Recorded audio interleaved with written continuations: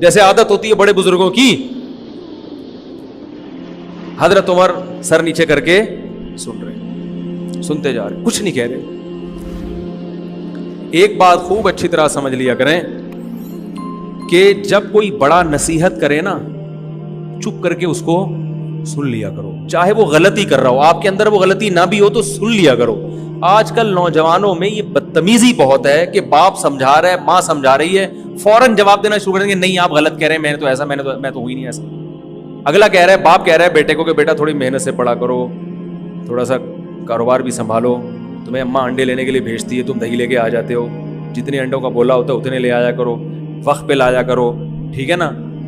چپ کر کے آپ سارے کام وقت پہ کر رہے ہیں, لیکن اس وقت تھوڑی دیر چپ کر کے بولو بھائی سن. اس وقت فوراً جواب نہ دیا کریں, نہیں میں تو لے کر آیا ہوں نا, میں تو اس وقت بھی گیا تھا, تو بتائیں کب میں نے دیر کب کی ہے. یہ بڑی بدتمیزی ہے, گھروں میں یہ سسٹم ہی ختم ہو گیا سننے کا. او بھائی تھوڑی دیر سن لے, 5 منٹ,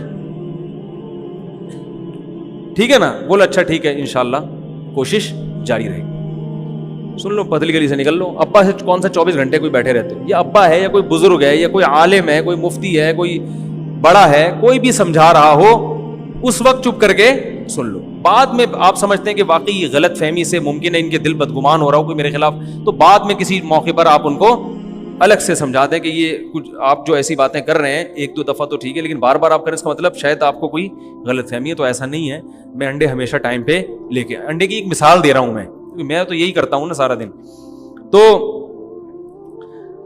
تو یہ جو ہے نا ایک دم بدتمیزی کرنا, یہ اچھا کام نہیں ہے. کچھ آداب ہوتے ہیں, کچھ تمیز ہوتی ہے, وہ شارٹ ہوتی جا رہی ہے مارکیٹ سے.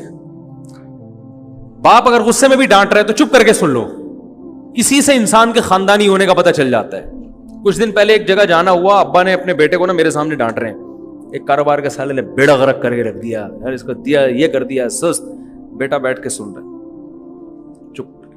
مجھے اندازہ ہوا کہ خاندانی لوگ ہیں.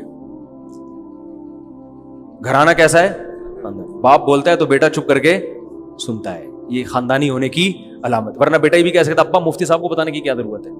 وہ ہو سکتا ہے بعد میں جا کے اس نے پرچہ لکھ کے دیا کہ ابا ویسے ہی مجھے سمجھا دیتے ہیں مفتی صاحب کے سامنے.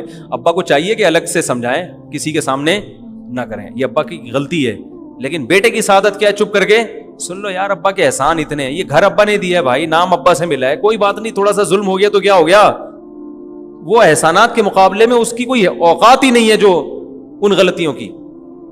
تو حضرت عمر رضی اللہ تعالیٰ عنہ اتنے بڑے امیر, لوگ کانپتے ہیں ان کے نام سے.